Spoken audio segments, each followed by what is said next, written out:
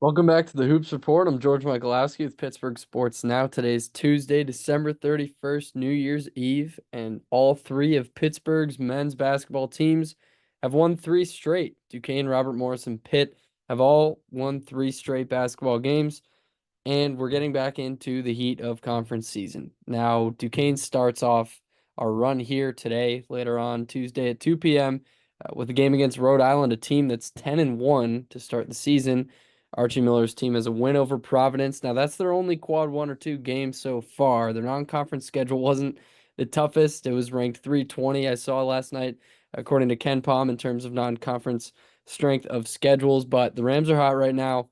They've won a lot of games. They're learning how to win together, and that program seems to be gaining more and more respect under Archie Miller. This would be a massive win for Duquesne. This is a top 70 team in the net rankings. Rhode Island is. So Duquesne, big test today against Rhode Island. Then we've got Pitt tomorrow taking on Cal at home, led by Andre Stojakovic.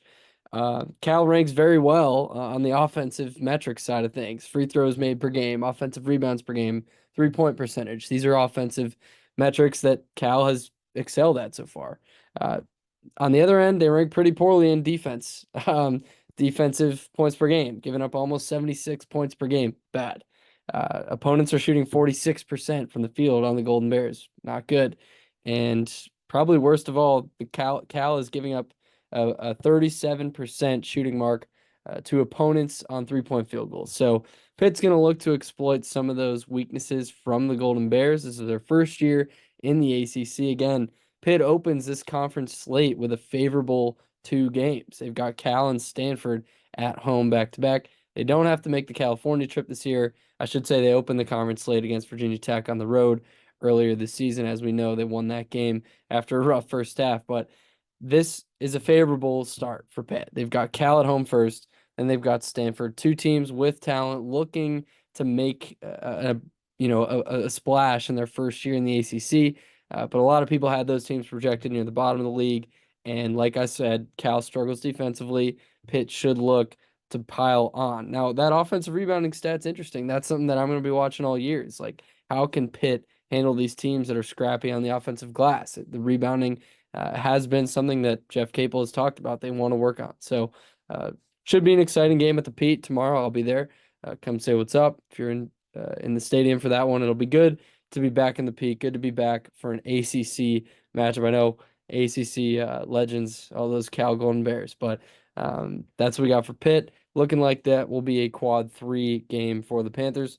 Then RMU will travel to take on Detroit Mercy. I had the chance to spend some time up in that Detroit Mercy gym watching the Titans practice a couple months ago.